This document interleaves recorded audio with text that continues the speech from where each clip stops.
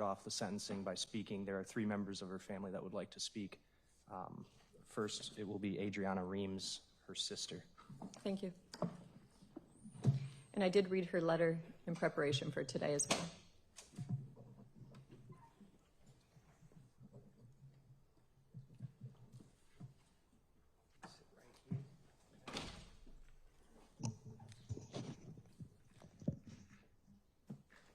Good morning, Ms. Reams. In order to begin, would you please state your first and last name and spell both for the record? Adriana Reams, ADRIANNAREAMS.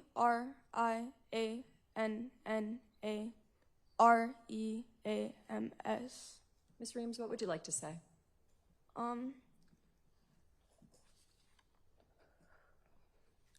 When Maxwell Anderson murdered my sister, he redefined my definition of misfortune. No amount of financial hardships, disputes, or everyday struggles were even in the same realm as the effect of the loss he created. He made it, And try to go slow, okay? He made it to where my grandfather, who had just gotten diagnosed with cancer, lost his will to live his already health-threatened life. He was mentally sick and constantly bedridden. He could not even garden, which is a core part of his life that I have seen him do every year that I have been alive.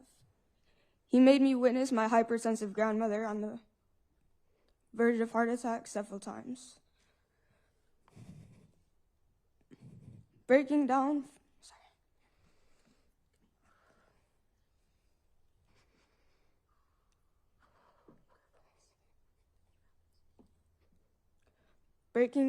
from the combination of the grief, other people's emotions, and the stress of having to deal with all the tedious responsibilities that he left behind when he ended my sister's life. He stole my father's ability to see the work he put in to raise Sade for 18 years pay off by having more than a year of seeing her be a happy, successful adult who still loved and appreciated him. He stole her father's ability to repair his relationship with her and be as close as they once were. He stole my mother's chance to ever finally become the mother that Sade always deserved. But most importantly, he stole Sade's chance to be an adult, to choose who she would and would not let into her life, to prioritize herself for the first time and do what makes her happy. As a result of his actions, I have had to grow up way faster than a 16-year-old should have to. I had to communicate with law enforcement, take care of my family, physically pick my mother up off of the ground, on top of trying to deal with my own loss, because he left them all too weak and broken to do anything. I had to quit my job because Sade got me that job, and the whole time I was there, I worked with her.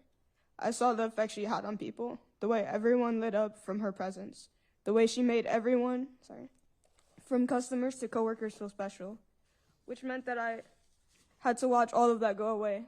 I had to watch and hear time and time again all of the people, many of whom I've never heard of, who were deeply pained by the loss of Sade because of what she meant to them, because of the way that she changed people's lives and generated happiness and erased people's bad days with her smile or her laugh or her hugs or her compliments or her taking things off of other people's plates regardless of how full her own was. I could not continue to be surrounded by people who hurt the same way I did because of the huge impact she had on them regardless of the extent of their interactions. I could not be in places where I could easily be walked over because I no longer had her to advocate for me, as she always did when I had not yet found my own voice. I couldn't go back to a job where I could no longer be getting to spend time with her, whether it was through car rides, shifts together, or sleeping over at her apartment because she always wanted to take care of me. He made it to where I couldn't go to school without people giving me looks of pity or no longer knowing how to interact with me because neither them or I knew what to say, for there was nothing you could say for what he did. He made it to where I cannot ride my bike without random but kind strangers stopping me because they feel the need to pray for me and my family despite not knowing us.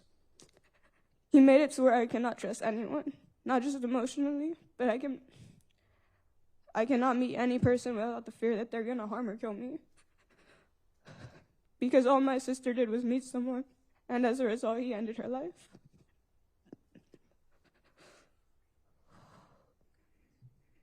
He stole my ability to feel momentary happiness without feeling guilty for enjoying my life when I know Sade will never get to enjoy hers. He made it to where I could not let myself stop doing things because I know that if I have time and space to think, I will break down and I will not be able to start again. He made me miss school and sports and a number of other things because I was searching for my sister's body that he unremorsefully hid from us, knowing that it would cause us extra pain. He made me feel extra anger for the fact that he could be so ruthless and relegate my sister, who took years to build up the confidence to feel like something, back to nothing. He makes me feel extra anger because he still shows no regret and sits here looking stupid without an ounce of guilt for what he did. He stole my sanity because I will spend the rest of my life searching for answers that I'll never get about what he did to my sister and why he did it. Because even though he has no life ahead of him, he still refuses to tell us these answers, even though doing so no longer has any ability to hurt him. He stole my resolve when he and his lawyer sat here and tried to paint my sister as some dirty, irresponsible drug addict or dealer, which could not be further from the truth. A couple of months ago, one of Sade's old teachers gave me a letter that she wrote to me for a school assignment when she was 15. She talked about some of her hardships, and she had so many, which is why it is especially hard to know that as soon as her hard work allowed her to escape many of them, her life was stolen. She said that she wants to be my role model and show me that anything is possible, that she wants to guide me through everything and be my support system.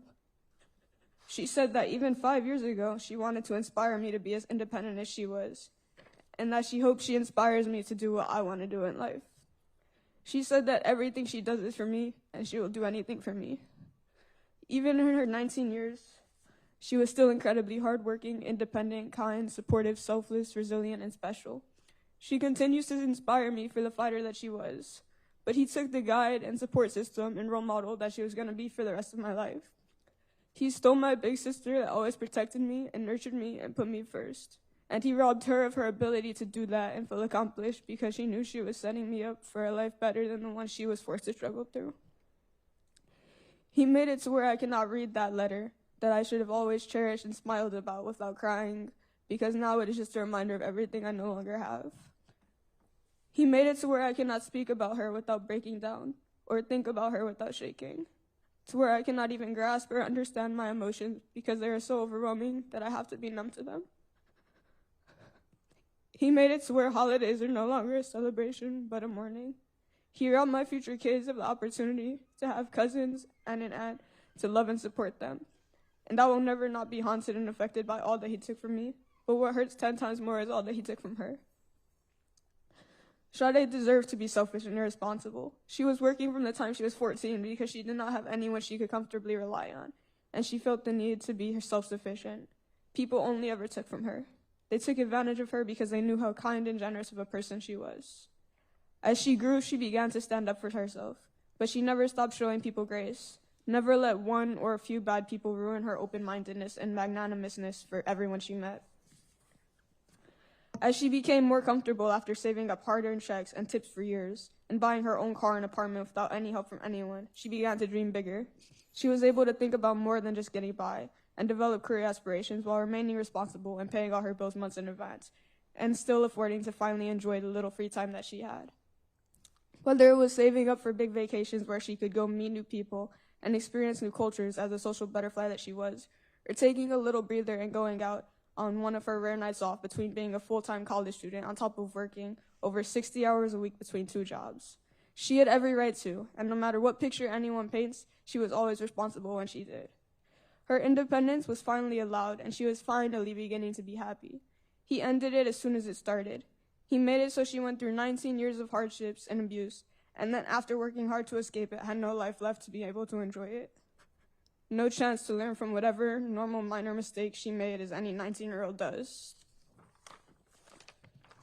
All she wanted was to be cared for and praised and appreciated, the way she had always done for everyone else, and he instead took her ability to do anything. She was the definition of a fighter, the definition of resilience.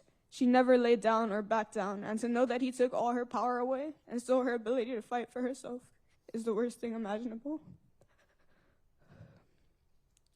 There is nothing that can justify what he did to her, and what he did was much more than just murder or dismember her. He erased her independence, her ability to fight for herself. He tried to erase her existence and her value. Now I no longer have the opportunity to try and give her everything she gave me. I cannot show her how proud of her I am or how much I look up to her. But much worse than me, she can no longer make herself proud or make herself anything. And the only one who took that from her is the man sitting right there. I beg you to not let this man have any type of parole. You heard his ex-girlfriend describe the psychological abuse and self-harm he tries to impose on her. His behavior is clearly a pattern, and there is no way that after he has demonstrated the extent of what he is willing to do to a person so casually, he should ever walk these streets again. He still refuses to even admit what he did, and the jury and the public did not even have to be there to unanimously know what he did.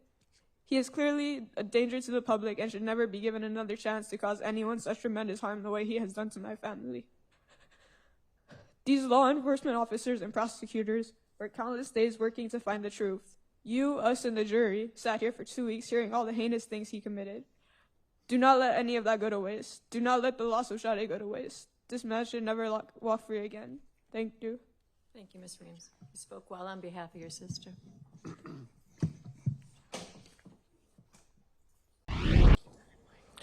I am the mother of Sade.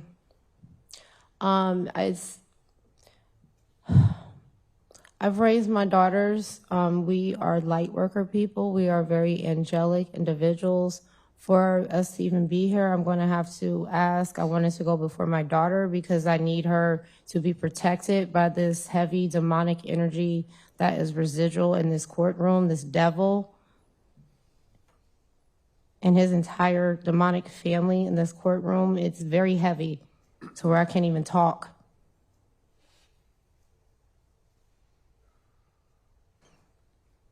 But Your Honor, I am asking that everyone in this courtroom be protected through the white light by this devil that sits beside. My daughter referred to you as a man. You will never be a man.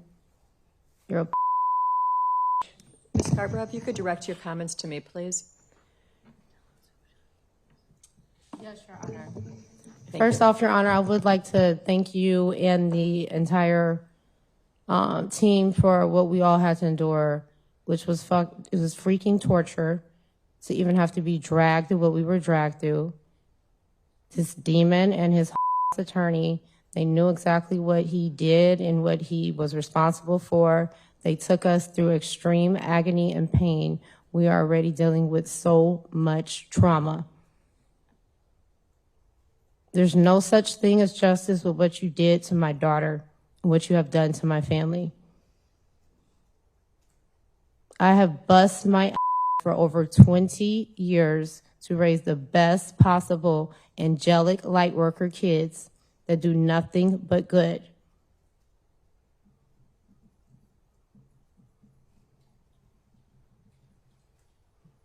My daughter had to cross your demonic path.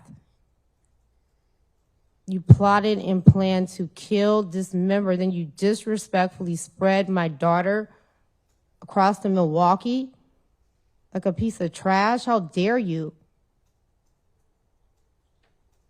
My daughter was everything. She was everything to all of us. As my baby explained, she had a different impact in each and every one of our lives. There's so many strangers and individuals in the community that I have engaged and met that she has touched and impacted. This has affected the world, the community in such extreme ways. There's no way in hell we should have even ever went through this freaking trial that you drug us through. You knew you were guilty. You're negligent, mammy and pappy. Them demons, I'll deal with them later. But I want you to know that you can no longer hurt my baby. She's in heaven. She's protected. We roll deep. My ancestors roll deep. When you touch my daughter, you with the wrong family. We ain't no and you should have never touched my daughter.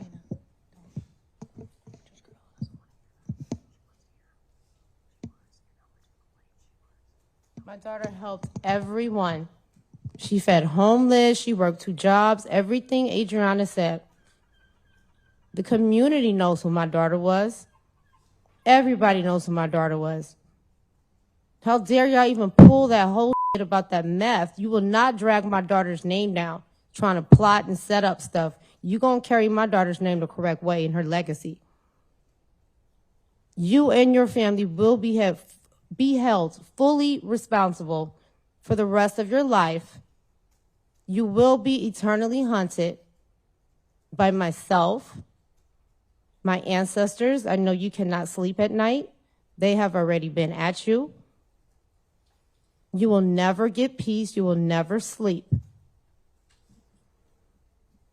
You no longer can harm and hurt my innocent baby. You took advantage of her. You manipulated her in the worst possible way.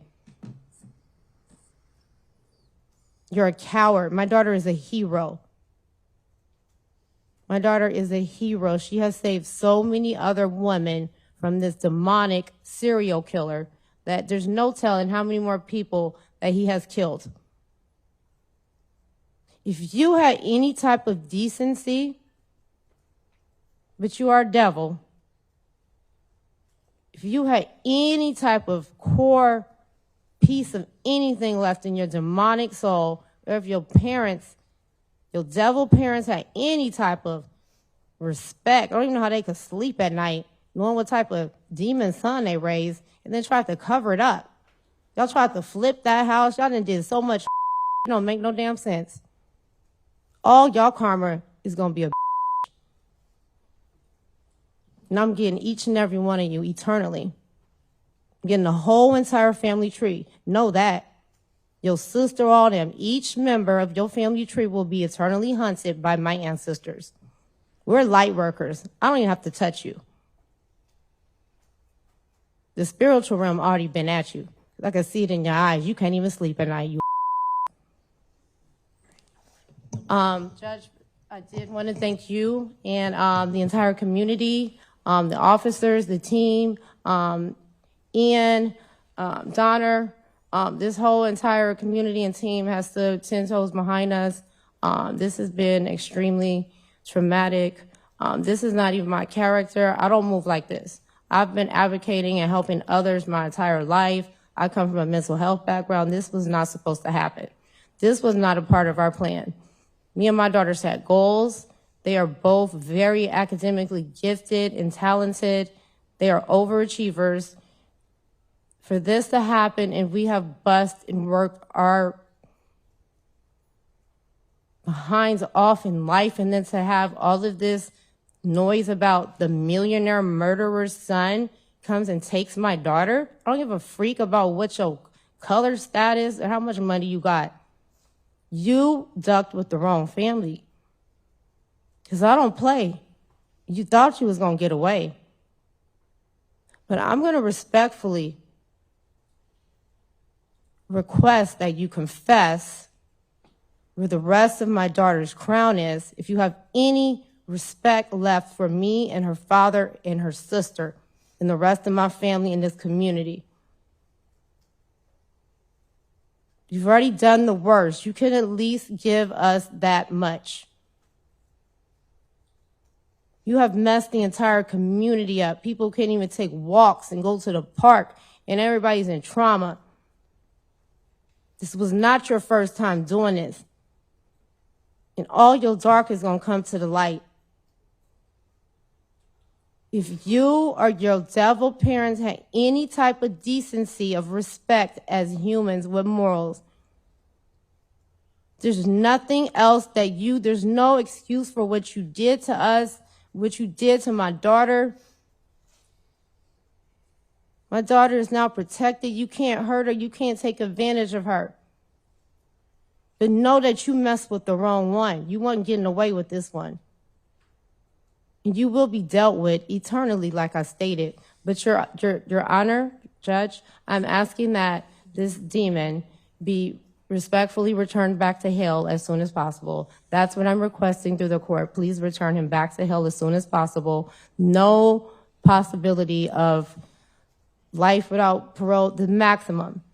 maximum, and this devil should not be given any more special millionaire privileges being held in certain populations. He needs to be, not he, but that devil needs to be placed in the population with the rest of the demons that harm and hurt individuals, the murderers, the serial killers, the felons. You are not on no special privileges. Your money is not going to protect you.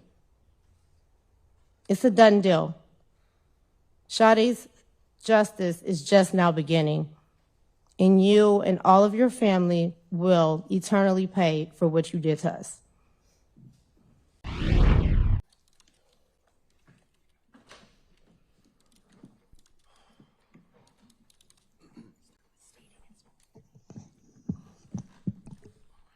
My name is Carlos Robinson,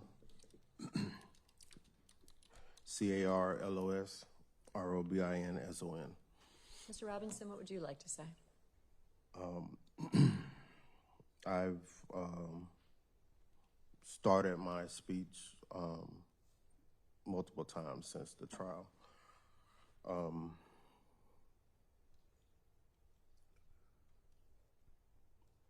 My daughter was an amazing person.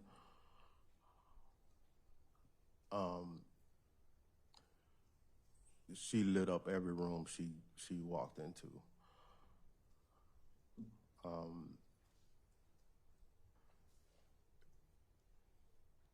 She changed my life from her birth, literally changed my life. She gave me a reason to think more of make me realize life is bigger than myself.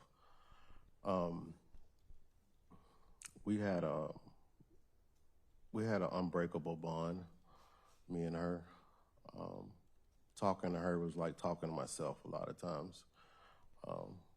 I used to tell her she was the innocent part of me.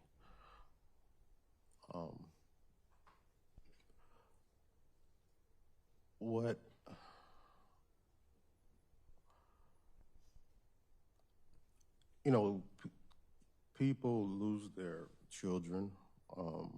That's sometimes a part of life. I understand that. But to lose your child in this manner is unthinkable. No, I've tried therapy and all kind of treatments, and nobody can help me get through this process because everybody says nobody has ever been through this. What he has done is inconceivable. And to know that there's a chance I might not even have her completely to be able to put her at peace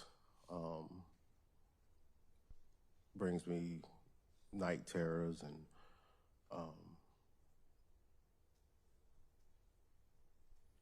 constant mental chaos.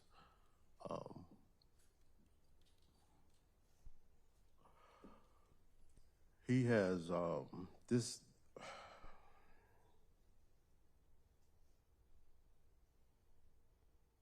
my daughter had a lot of life left to live. We talked a lot about her future. When she decided to come to live with me, and I got custody of her, I started to take her to colleges and things like that. And because before then she had no goals to go to college or anything like that. So I took her to like Howard University, FGCU, and she got the experience, and she started to change her perception of her goals and what she wanted to be and what she wanted to do. She had so much life left to live, so many goals that was taken from her. And to me, it's not just that she's not here, it's the way that she's not here. I can't wrap my mind around it. Somebody that does something like this doesn't even deserve. I think death is a way out. You deserve what you get. He deserves the punishment that he gave to my daughter. Everything that he did should be done to him. That's how I feel. To me, that's justice. I don't feel like he has a right to walk around and breathe air, eat breakfast, brush his teeth. He doesn't have that right. The moment he done what he did, he lost that. Any basic human rights. No man should be able to live doing what he did. That's just how I feel. And I try to make peace because I am a man of God, and I try to learn forgiveness. But I can't get past this. I can't.